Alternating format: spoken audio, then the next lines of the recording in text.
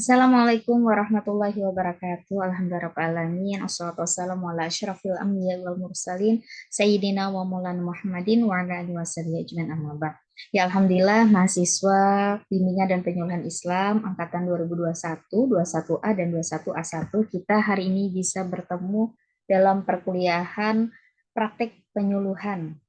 Ya, insya Allah hari ini walaupun kita via online dengan media Zoom ini, nah semoga kalian bisa menyimak dengan seksama, tetap rileks, santai, dan tetap semangat menjalankan aktivitas. Ya, jadi langsung saja Ibu akan membagikan PPT untuk pembahasan pertemuan pertama kita. Nah, praktek penyuluhan. Nah, jadi di sini sesuai dengan judulnya ada praktek, ada penyuluhan.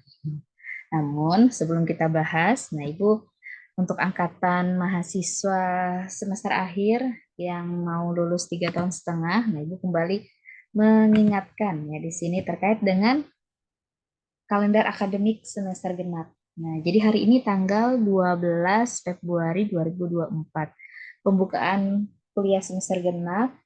Jadi kita mulai perkuliahan tanggal 6 Februari 2024 sampai 4 Juni 2024.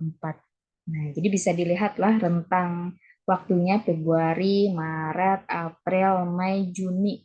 Juni pun itu di awal. Nah, jadi kurang lebih anggaplah maksimalnya itu ya 4 bulan. Nah, jadi ini manfaatkanlah kebersamaan kalian di kelas, mengerjakan makalah, praktek secara bersama-sama. Ya tinggal semester ini aja lagi karena kedepannya di semester ini juga mengawali aktivitas individu kalian yang ciri khas keberhasilan 3 tahun setengah itu adalah rajin.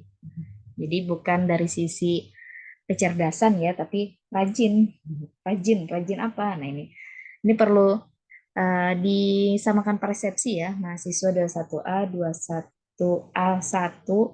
Nah, jadi semester ini walaupun kalian sambil PPL, apalagi saat PPL sekarang ini ya, jadi jangan lupa membawa laptop, mengotak-ngatik proposal skripsi, menghubungi pembimbing akademik, karena sebelum mulai aktif perkuliahan secara offline, nah nanti kan sudah masuk kelas lah, mungkin akan ada tugas dan sebagainya, apalagi nanti menuju UTS, menuju UAS, nah itu akan ada tunggakan-tunggakan tugas kan biasanya. Nah, makanya di awal inilah 1 bulan Februari inilah maksimalkan untuk kalian menyelesaikan proposal skripsi. Nah, karena setelah 4 Juni 2024, ujian semester genap, yang ini yang poin nomor 10 ini, nah, poin nomor 10 yaitu 18 Juni, bukan 10 Juni, nah 10 Juni sampai 15 Juni. Nah, jadi kemudian kalian lihat lagi nanti KKN.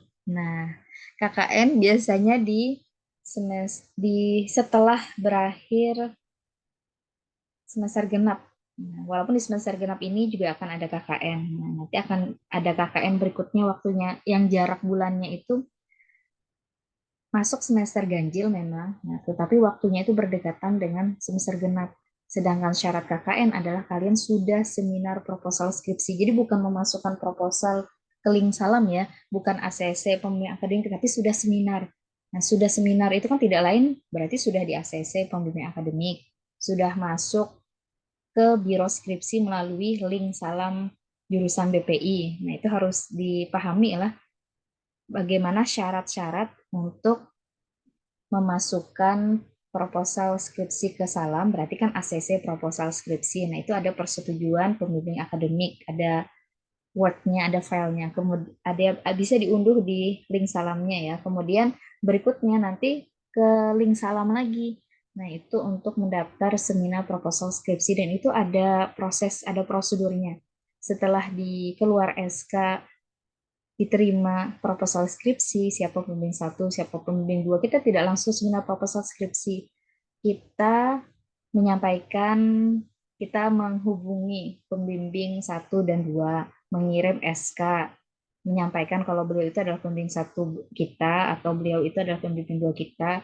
Kemudian kita kirim proposal skripsi kita tanya apakah ada revisi sebelum seminar proposal skripsi. Ingatlah, jangan kita yang menentukan.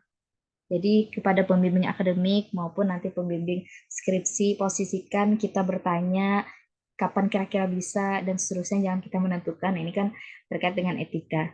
Nah, itulah secara umum. Semoga mahasiswa 2021 secara keseluruhan bisa lulus 3 tahun setengah, yang tidak lain semester ini wajib untuk seminar proposal skripsi, kemudian terus berlanjut. Nah, harapannya penelitian pun, nah ini juga di semester ini.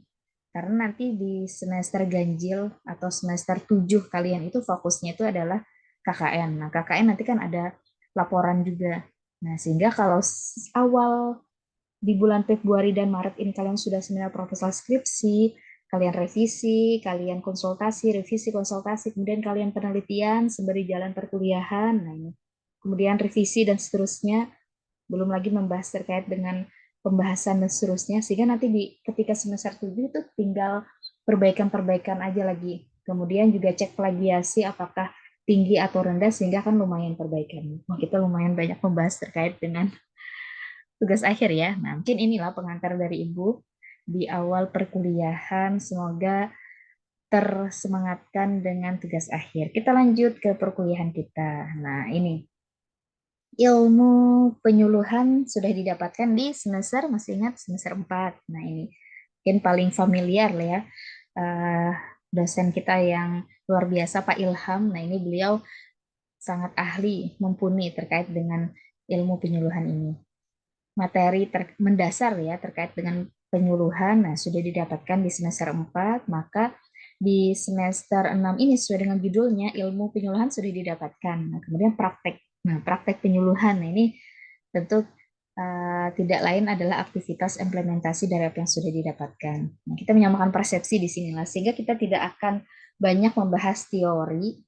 Ya, di kesempatan kali inilah kita bahas teori, dan mungkin di pekan berikutnya pertemuan secara langsung terkait dengan menyamakan persepsi bagaimana persiapan praktik. Nah, seterusnya sesuai dengan judul maka akan ada praktik penyuluhan.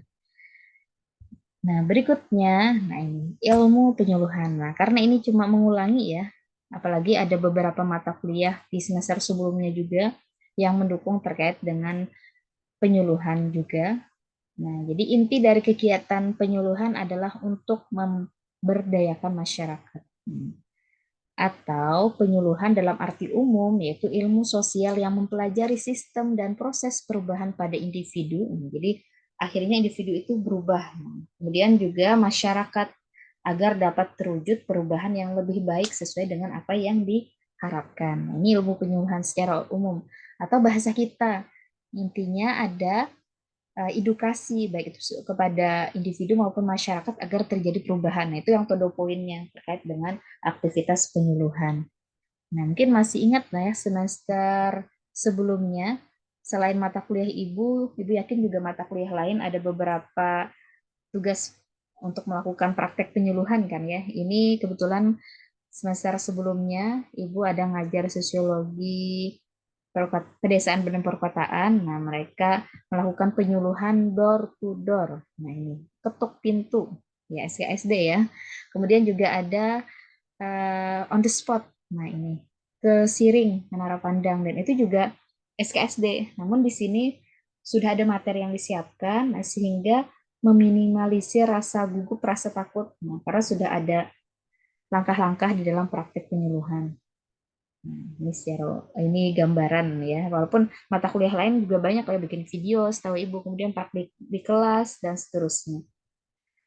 Nah, kemudian di sini perlu kita pahami kembali mengingat materi yang sudah didapatkan sebelumnya, metode penyuluhan, karena ini terkait dengan praktek penyuluhan. Metode penyuluhan ini ada berdasarkan teknik penyampaian. Nah, kemudian ada berdasarkan sasaran. Nah, untuk poin yang pertama, berdasarkan teknik penyampaian. Nah, penyampaian ini ada penyuluhan secara langsung yang foto yang sebelumnya tadi Ibu share. Nah, ini praktek yang door to door, kemudian juga on the spot. Nah, ini secara langsung ya. Nah, jadi secara langsung ini bertatap muka dengan sasarannya. Bisa dengan pertemuan, demonstrasi, seresen kunjungan rumah, tadi on the spot ya, langsung dan lain sebagainya. Kemudian Berdasarkan teknik penyampaian juga ada penyuluhan tidak langsung. Nah, tidak langsung ini pesan yang disampaikan secara tidak langsung oleh penyuluh, yaitu melalui media seperti poster, spanduk, pemutaran film, nah, siaran melalui radio, televisi, dan media internet. Nah, mungkin kalau media yang pernah mempraktekkan mengambil mata kuliah Ibu yaitu uh, penyuluh kependudukan dan KB. Nah, itu kan ada penyuluhan lewat media. Mata kuliah yang lain, Ibu juga kalian juga pernah mempraktekannya kan ya. Nah, ini berdasarkan teknik penyampaian, ada penyuluhan secara langsung, ada penyuluhan tidak langsung. Nah, ini nanti akan kita praktekkan di praktek penyuluhan secara langsungnya, secara tidak langsungnya.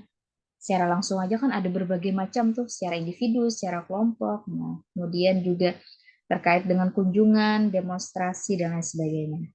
Berikutnya, nah ini sasaran. Nah, ini sasaran yang bersinggungan dengan individu, berinteraksi secara langsung dengan sasaran secara perorangan. Secara kelompok, nah ini kelompok itu bisa 2 sampai 8 orang. Nah, kemudian secara massal. Nah, ini massal ini jumlahnya banyak, bisa seperti seminar, bisa seperti konferensi. Nah, jadi intinya di dalam metode penyuluhan itu ada dua, berdasarkan teknik penyampaian, berdasarkan sasaran. Ya, teknik penyampaian secara langsung dan tidak langsung. Kemudian berdasarkan sasaran ada individu, ada kelompok, ada massal. Nah, mungkin ini ya pertemuan kita yang pertama terkait dengan materi praktek penyuluhan. Nah, kalau media, bisa media cetak, elektronik, nah, kemudian juga alat peraga. Insya Allah ini juga bagian yang tidak terlepaskan dari metode penyuluhan secara tidak langsung, media penyuluhan. Ya, semoga bisa dipahami semangat mahasiswa akhir angkatan 2021. Semoga bermanfaat materi kali ini dan semoga kalian bisa menikmati masa-masa akhir di semester 6 ini. Nah, jadi jangan ada kesempatan kalian berat hati untuk mengikuti perkuliahan ya, mata kuliah apapun, nah itu dinikmati. Karena kebersamaan kalian hanya sisa semester ini saja lagi ya.